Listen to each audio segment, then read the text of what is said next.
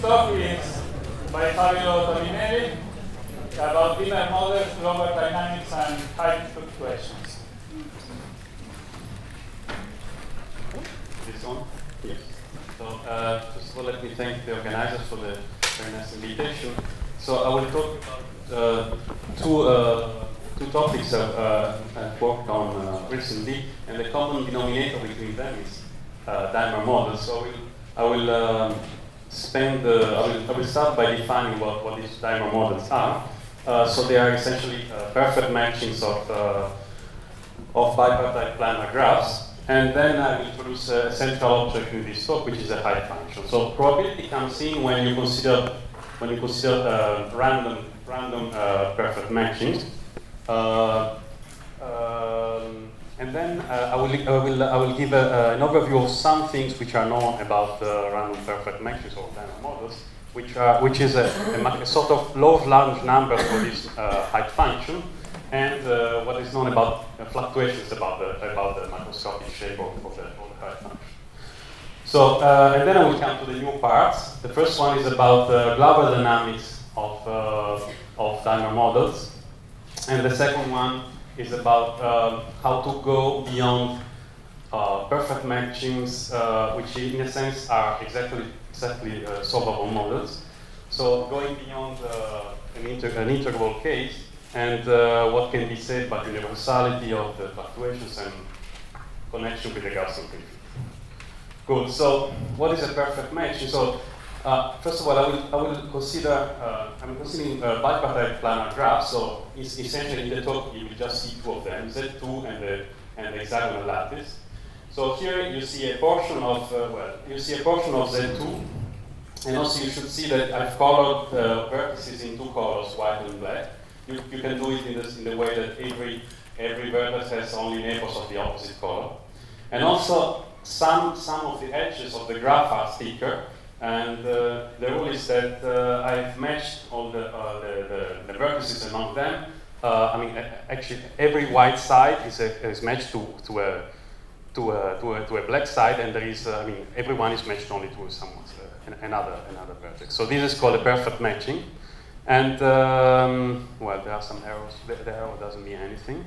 And here is another example, is a portion of the hexagonal lattice. Also here you see only some of the bonds.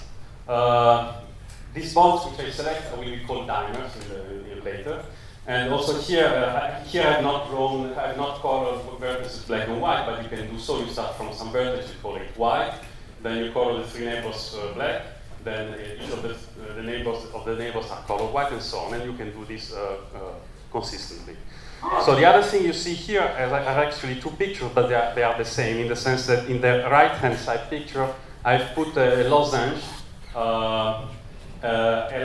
along each of the dimers which are on the left part of the pictures. So each lozenge is formed by the union of two equilateral triangles, and they are put in a way that the longer diagonal is along the dimer.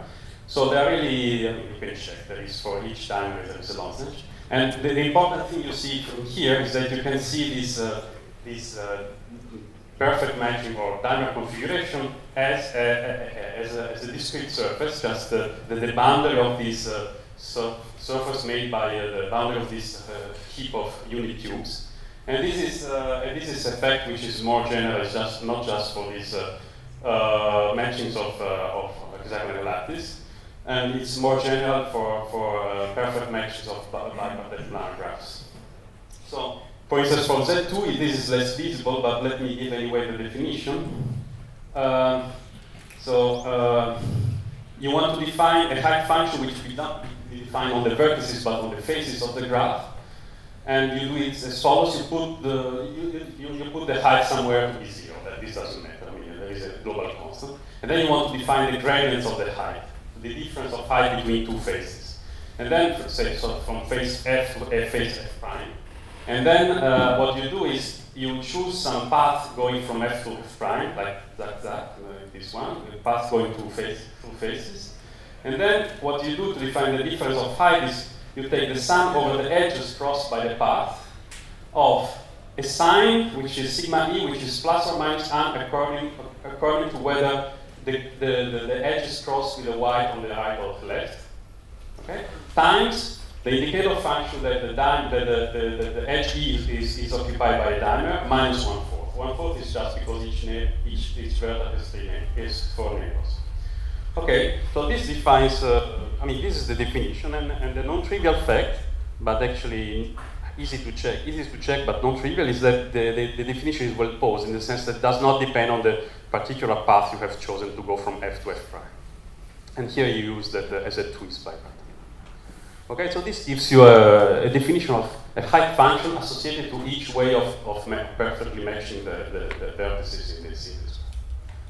Okay, so there is no randomness here up to now, and randomness comes in when, in general, when you have a large domain, like when it's called lambda, say 2L by 2L square, or a torus with a large side.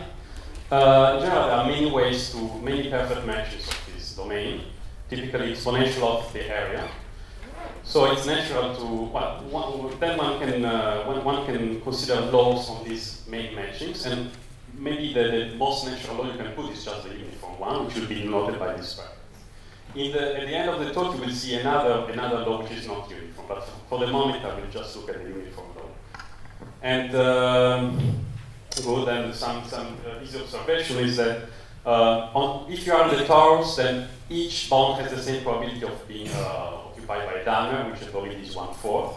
So this field of heights, actually on the torus, has gradients of height 0, just because if you go back to the definition, the 1/4 cancels the average of the, just go back to the definition, if you take average of height function, you get here the average of the probability of some edge being occupied, and this is 1/4 cases with 1/4. So at least on the torus, you have a field of height which has gradients of average 0. Also, another observation which can look a bit useless at this point is that dimers do not interact. That is, the only constraint on these dimers I'm putting on the left is that they don't intersect, and they leave no holes in the graph, but otherwise, apart from this hardcore constraint, there is no interaction between them. We will see later in the talk, I will consider a model where there is interaction. There is, in some sense, this model, this dimer model, is close to the critical easing model for various reasons. I will not enter this very much this, but like the critical easing model, this shows correlations decaying only power low.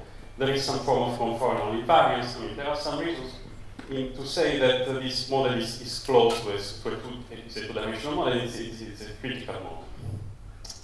Okay, like the nearest neighboring model, which was solved by Gonzaga, this is also solvable in the sense that, of Castellan's theory of 61, that the partition function and correlations can be computed exactly in the determinantal form. So, for instance, it goes as follows. At least I explained this on the square lattice. In parts of the talk I will talk about square lattice, and parts about hexagonal lattice according to what is more convenient for the talk. The Castellan defined a matrix K, which is indexed, like the rows are indexed by the white vertices, and the columns are indexed by the black vertices, and the matrix is just defined by like this. If you have a black vertex X, and the element of K between a white vertex and the black vertex just with right, it's just 1. If the black vertex is one step up, it's I, the imaginary unit, and all the other elements of K are 0. So this is a matrix. It's a big matrix if the domain is big, but it's very easily defined. And then it turns out that the partition function, which here for the uniform measure is just a total number of configuration, the partition function is just a determinant of this method. A very simple thing. And also you can compute correlations between dimers. So suppose you take two edges, E1, E2, each edge has a white and a black vertex at these two endpoints. So you want to know what is the probability that there is a dimer both at E1 and at E2. So what comes out is that you have to take the product of the matrix elements of K along the two edges, times the determinant of a 2 by 2 matrix, And the entries of these 2 by 2 matrices, are just some elements of the inverse matrix of scale. So you have just to compute the 2 by 2 determinant, but to compute the matrix elements, you have to invert the big matrix. But other than that, I mean, once you invert this big matrix, and you can compute anything you like, and multi-dimer correlations also are given by bigger determinants. You have 3 dimers, you have 3 by 3 matrices. But so in principle, you can compute everything, so assuming you can invert this matrix, which is not always easy in a strange domain. So let me give some. I will not explain all what is known about dimers, of course, because it would be impossible. But let me just point out 2 or 3 things which will be relevant for the rest of the talk. The first one is a sort of law of large numbers for the height. So here I'm considering scaling limit where I'm rescaling the cells of the lattice by 1 over L in order to letting L go to infinity, in order to keep the size of the domain to be 1. So suppose I have a big L by L square, I rescale by 1 over L, I get the unit square, but the lattice mesh is now 1 over. So I will call U lambda has been rescaled by L, and I call U what you get. And I'm assuming that the height function along the boundary of U tends in this scaling limit to some well-defined boundary height. Okay? So a theorem by Kohn, Kenyon, and Prop says that when you let the lattice path goes to 0, the height function will concentrate with high probability around a unique deterministic height function, Bphi, which minimizes a certain surface tension function. It's an integral over U of a certain function, of a certain explicit function of the gradient of course, compatibly with the boundary height. So you have a certain functional which gives you a surface tension. You minimize over all the height functions which are compatible with the boundary height which you have put there. Okay. So the point is that the typical height function, which is random, for L large will look like this macroscopic shape. And it's also known that according to the domain you're looking at, according to the boundary height, this minimizer can be either very smooth or can have some singularity, some facets. Like this is an example, maybe the most well-known example. If your domain is a big hexagon, then okay, here it's just it's not here. I'm not really the scaling limit, so L is still finite even large. You see, the shape is like the height function is flat and orthogonal to one of the coordinate planes near the corners, and inside it's not flat. And this boundary between these frozen and unfrozen domains will converge to a circle. This is content of celebrated. Was one of the results of this paper by Kohn, Larsen, and Popp. So even in natural domains, you can get some non-trivial macroscopic shape. So beyond this, so this is somehow a law of large numbers for the height function. So what can one say about fluctuation? So for instance, take the torus, which is easier to look at. I mean, where it's easier to prove things. Then it is known that correlations between faraway points decay actually very slowly. For instance, the correlation, if you ask what is the probability to have a dimer at some edge E, and the probability between the event of having a dimer at E and having a dimer at A prime, this decays only like 1 over the square of the distance between the 2 edges you are looking at. Another thing which will also be important in the following is that if you look at the height difference between 2 faraway faces, if you look at this is random, you look at the variance of this height gradient, it grows like a certain constant 1 over t squared times the logarithm of the distance. And the last thing I want to mention here is that asymptotically these height gradients are Gaussian in the sense if you look at cumulants of these gradients, cumulants of order m larger strictly than 2, then these are of smaller order than the variance to the power n over 2. So if you take the height difference divided by the square root of variance, okay, something which tends whose variance tends to is 1, then the cumulants are just going to 0 at large distances. Okay, so this gradient, you have this fluctuating field of heights that has logarithmic diverging fluctuations at long distances and is asymptotic at decays. Good. So this is something I want to say about what is known about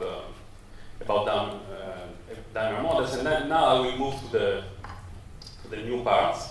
So the first one is about, as I said, so since not everything is known about the equilibrium, equilibrium of dimer models, but still very much is known. Not the same can be said about dynamics, and so this is the topic of this first new part here.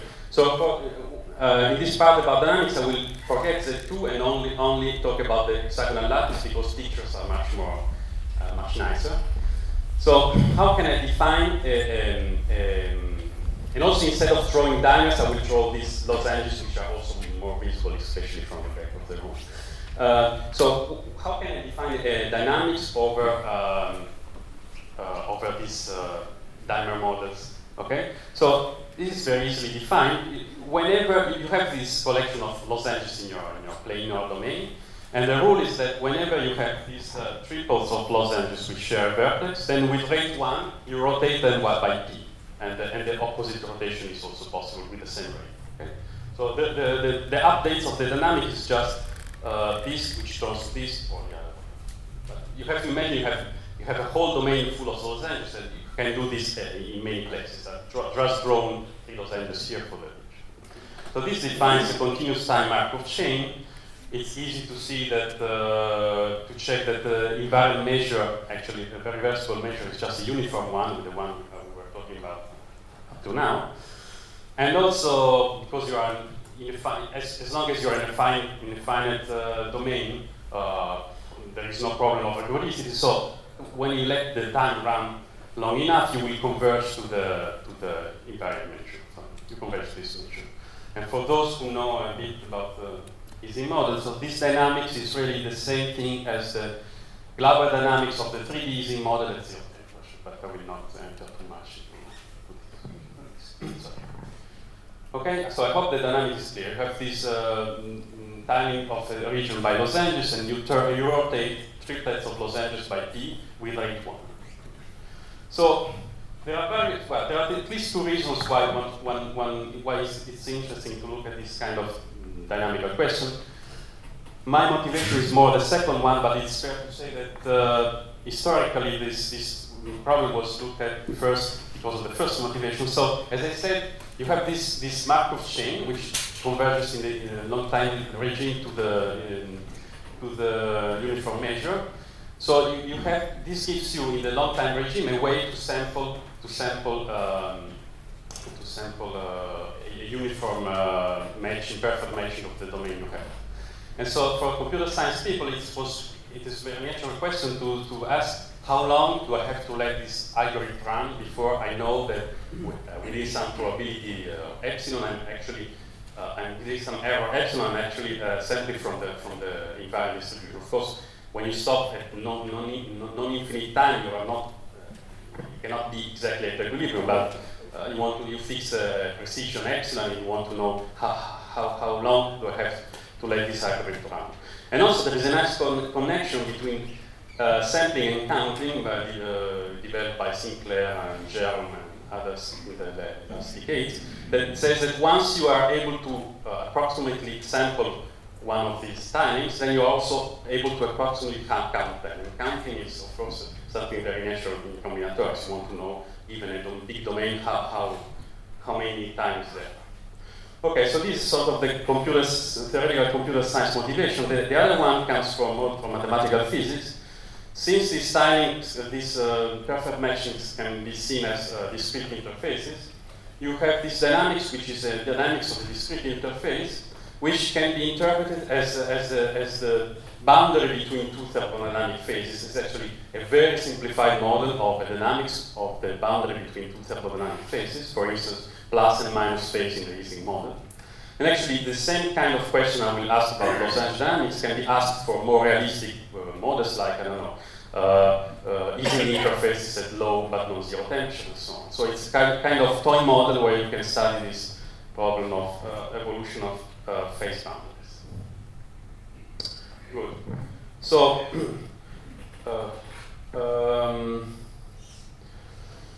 okay, so some heuristics here. You have the moves, you see, there were these three types of lozenges.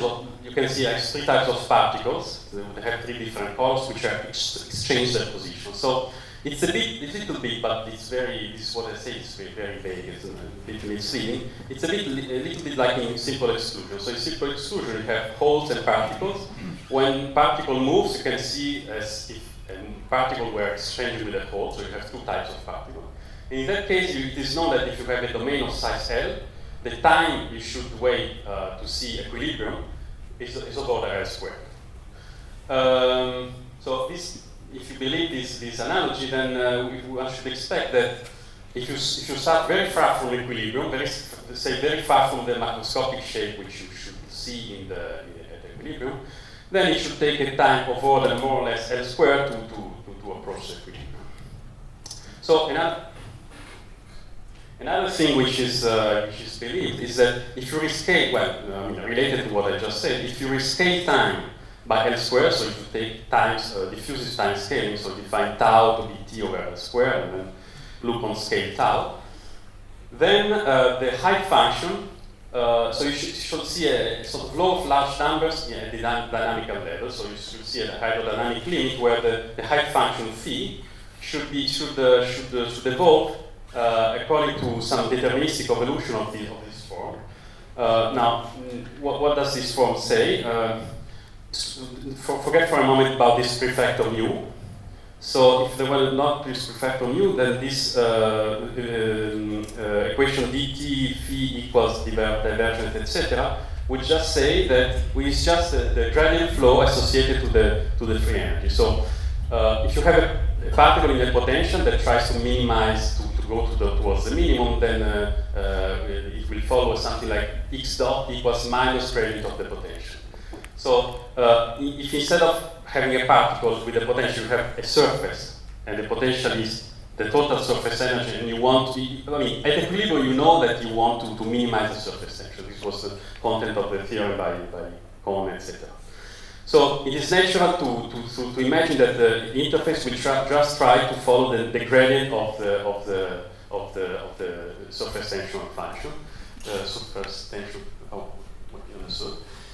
And this would be if mu were not there. And the mu is a mobility coefficient, called a mobility coefficient, which were dynamic centers. So anyway, it is believed, at least I believe, that in this diffusive limit you should get this kind of hydrodynamic limit with an equation of this form. But anyway, we are very far from proving this, and actually even for simpler models, this is very hard to prove. So I don't think I have a hope to prove this, but still this should be kept in mind because it's really a leading idea in the proof of the results we have. Even if we cannot prove this kind of hydrodynamic limit, still it was essential for the results we proved.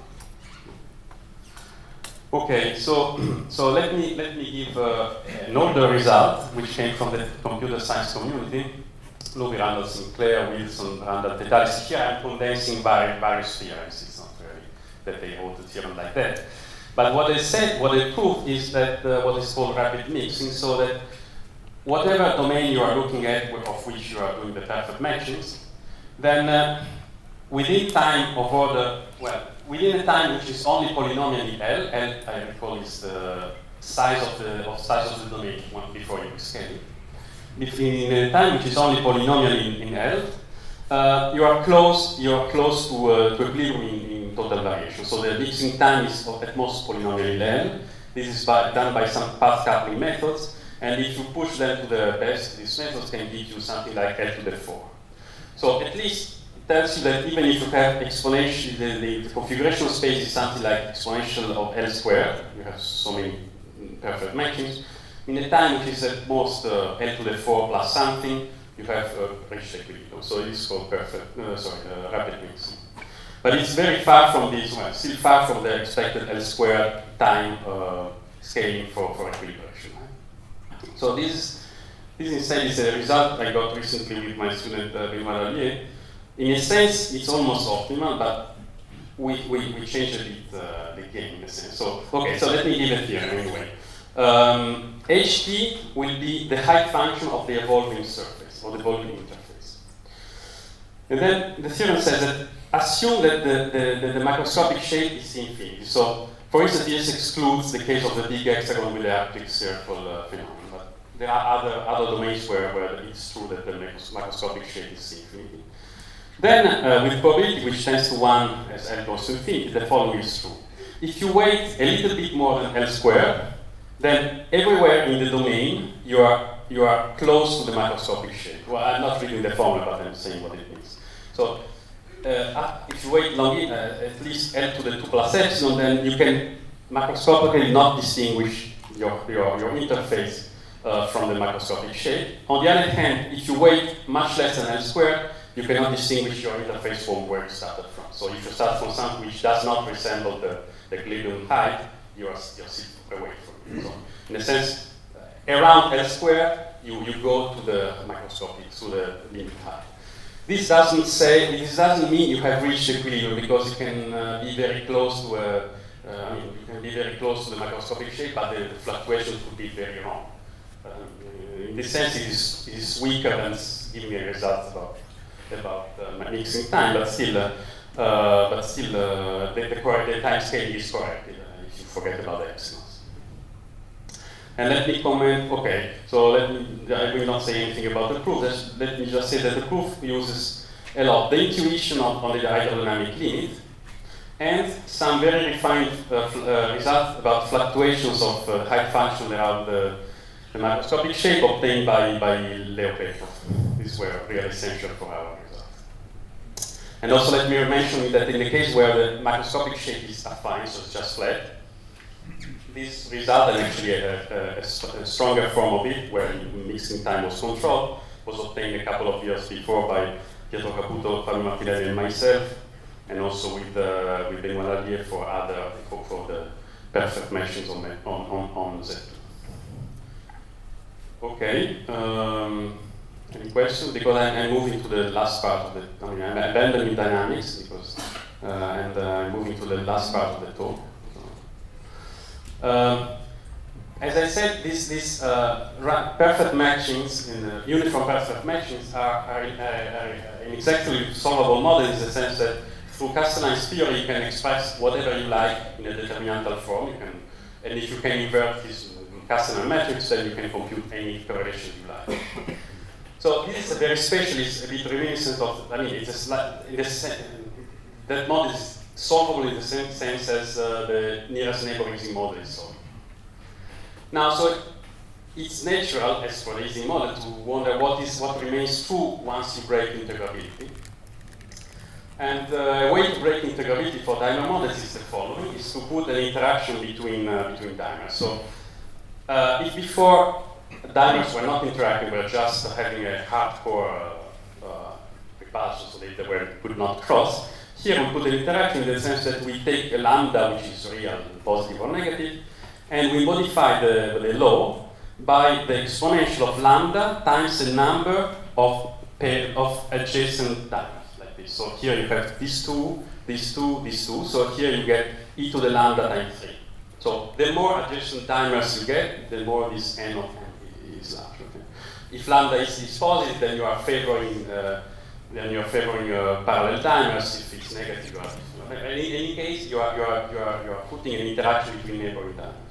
This model was introduced in the physics literature because they wanted to study the phenomenon where if lambda is large enough, then the dimers will form strips where they just get parallel one to each other, infinitely long strips. But this is not the phenomenon I'm interested in here. We're rather interested at small lambda and to see how, because lambda equals 0 is solvable, so we want to see what remains of the results when lambda is, for instance, small enough.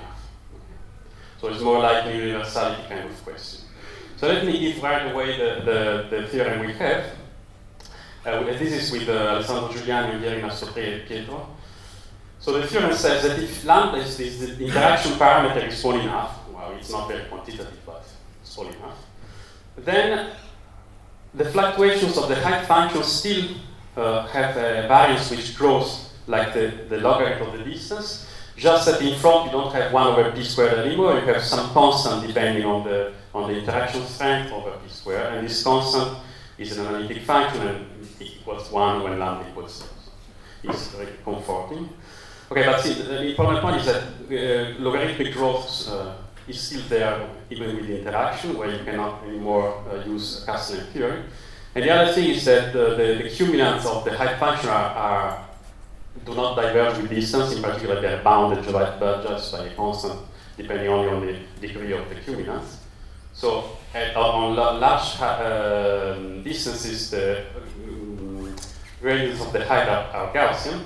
And also, so this is the way how we wrote down the theorem. Now later, discussing a bit also with Christophe Garbin, I realized that with epsilon more effort, we also have the following result, which is maybe more appealing for probabilities, even if conceptually, for me, doesn't add really. I mean, it's sort of morally the same as what was written before, but maybe more appealing. Is that you have a convergence to Gaussian free field. So if you can take any test function on R2, which is infinity complex support and with average 0, then this sum of phi of epsilon f is the phase in S2, times the height at f, by scale like this, converges to the integral of phi times the Gaussian free field on the plane. So, okay, so it's really the height function, even in the interacting case, does scale to a Gaussian free field on the plane. Good. So, as I said, the motivation was sort of to understand universality in these models. So, the title here has a question mark because the theorem looks like, okay, the result remains the same in interaction, but actually it is more, the things are more subtle because there are some things which are not universal, and I would like to explain this. So let me go back for a moment to the non-interacting case. So here the interaction lambda is 0. If you look at the correlation between the presence of the dimer at some edge E and E prime, and let me multiply this by the signs sigma E, sigma E prime, which were there in the definition of the height function, because it's more interesting. Okay? So from Castellan solution, this thing is given by the sum of three terms. But first of all, what is that E? Well, you should imagine that the graph is actually drawn not on R2, but on the complex plane. So to each point or to each edge, you associate a coordinate, a complex number ZE, which is just the position on the complex plane, right? So the third term is just an error term, says something which decays at least like the cube of the distance. Okay.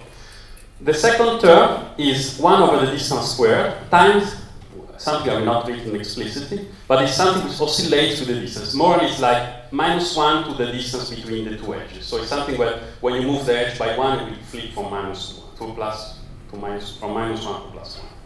An important contribution is the first one, which is a constant times the real part of this stuff here.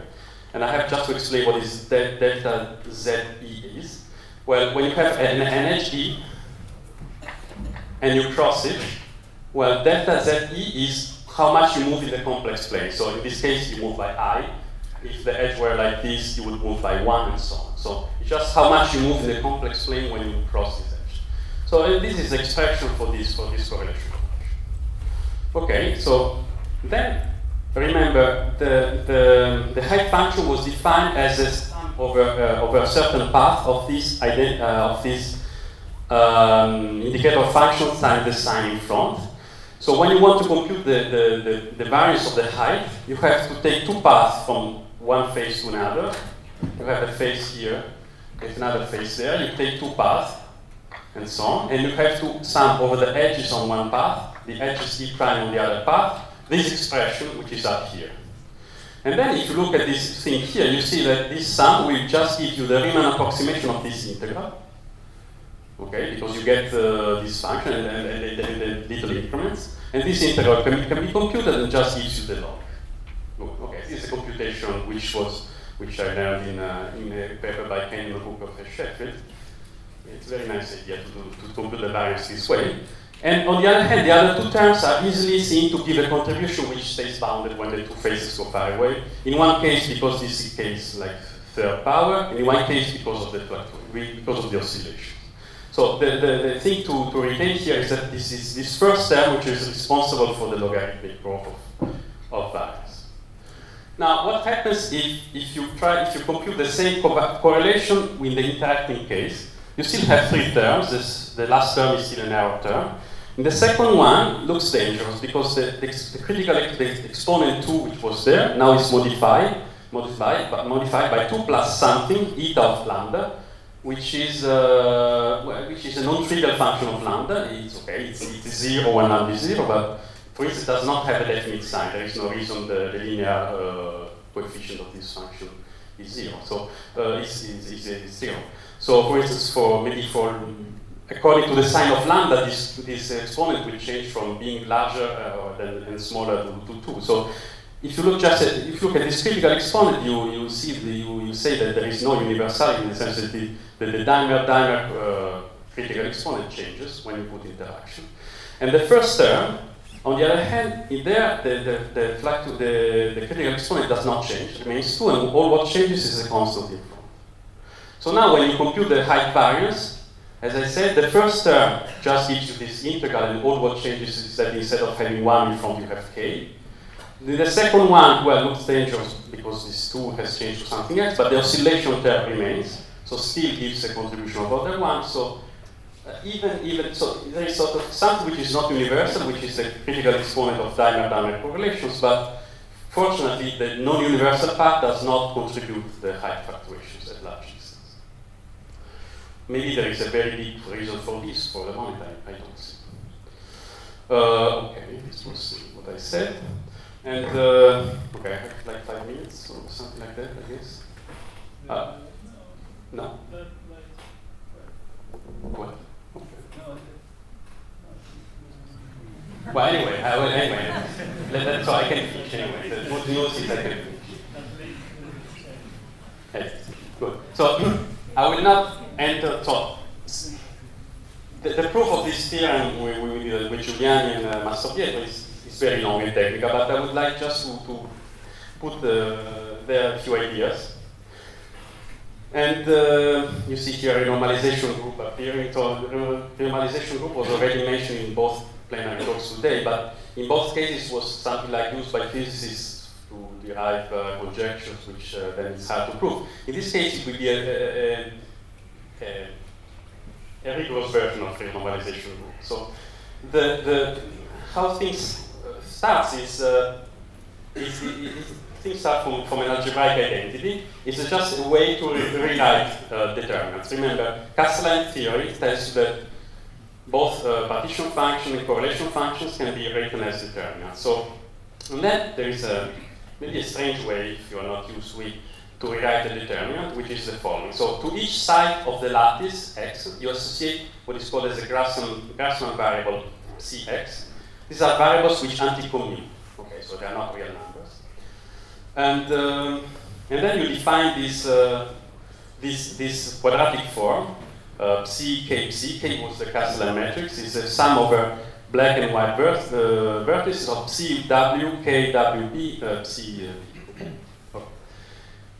Well, I will not do a crash course on Grassmann variables, but even if they are not real numbers, you can define integration rules. You can define what it means, the integral of function of these Grassmann variables. In particular, just by using these integration rules, which are not explained, you can see that the determinant of k can be just written as an integral over these Grassmann variables of the exponential of -1/2 this quadratic form. Okay, so let's believe this. It's just an algebraic identity. Let's believe me. It's nothing deep. And also, if you want to compute the inverse of the Castellan matrix, from the side B to W, you have essentially the same integral, except that you also have in the lower floor CP, CW. So these are algebraic identities which you can check. And if you are a bit absent-minded and you look at them, it looks like the usual formulas for covariance of Gaussian processes. except that it's not so, because if it were real Gaussian integrals, here you wouldn't have that, you would have 1 over square root of that and things like that. So it's not the usual Gaussian formulas, because these are not usual real numbers, but they are algebraic identities which make perfectly sense. They can be a bit scary if you've never seen them, but there is nothing scary. Okay, but this is just a fancy way of rewriting determinants. There is no need to do so if you just want to solve the no need if you want just to do Castellan theorem. So it's not just to impress you, but the point is that once you consider the interacting model, this is really the approach to follow. So the reason is that even in the interacting model, even if it's not true anymore that you can write the partition function as a determinant of something, it is still true that you can write the partition function as some Grassmann integral. But in that case, what changes is that what is in the exponent is not quadratic in these Grassmann variables anymore, but there is a plus lambda, interaction strength, times a non-quadratic polynomial of epsilon. Also here, up to this point, there is nothing very difficult. It's something you can check. It's infinite volume. It's just on the left and right-hand side, everything is a polynomial in lambda, so you can check coefficient by coefficient that this is an identity. Once it's assuming that I give you exactly the form of it. Okay, but now, at least, you see, this looks, I think this looks nice, because it looks like you have something like a Gaussian field, if you forget for a moment that these are Grassmann variables. You have exponential of a Gaussian, of a quadratic form, so a Gaussian field, plus a perturbation. So, I mean, it looks like a nice kind of thing to start looking at what is the effect of this small perturbation to the Gaussian part. So let me mention that in this context, these variables C are called lattice-free fermions. The reason is just that fermions, because these variables anti-commute like fermionic operators in quantum mechanics. They're lattice because they're on the lattice, and free because that's sort of what is called the action. So what is in the exponent is just quadratic. So you can pass normal modes, and then you have free modes. Anyway, just a name. So then you have now you have this kind of expression, and so it is maybe the first approach one would try to follow is to try to take this expression and start expanding in this interaction parameter. But then everything goes wrong. But this is kind of very well-known problem which come out in quantum field theory, so on. That the naive power series in lambda is just not converging. But fortunately, so here is the good news, is that there are, in some cases, there are some rigorous methods known as constructive renormalization group, which has been developed in the last 30 and more years. And here I put some names, but it's not in no way a complete list, which allows you to actually get a convergent expansion in lambda for instance, for the correlation functions, and to study the long distance, large distance behavior of the theorem. So here, the only thing I want to point out is that it is useful in this context to write the partition function in the form of Grassmann integral, and then to apply methods which I will not explain. But anyway, okay, so let me just conclude with some. Well, then you don't want to see the details because it's really heavy. But anyway, I wouldn't have time anyway. Let me just conclude with two problems, which I thought. Well, the first one is something I thought about for some time. I cannot decide, right? So I will not give a conjecture. But so our theorem about dynamics said if the microscopic shape is infinity, doesn't have facets and so on, then the time the dynamics takes to reach the microscopic shape is over the L squared. So it's not really clear whether in the case where there are facets, where the theory would still be true or not, whether the presence of flat parts in the microscopic shape will change the order of the time to reach equilibrium or not, whether it's just a technical problem. And the second one, the second open problem is about, here we mention conformal invariance in a very quick way, but you will see more about conformal invariance in Garban's talk and certainly Sheffield's talk and maybe others. So for the Dalmer model without an interaction, there is this result by Kenyon which says the following. So take your domain lambda to be a discretization of a domain D in the complex field. Then take 2 points xl, yl, which in the L to infinity limit, the scaling limit, tend to 2 distinct points x and y.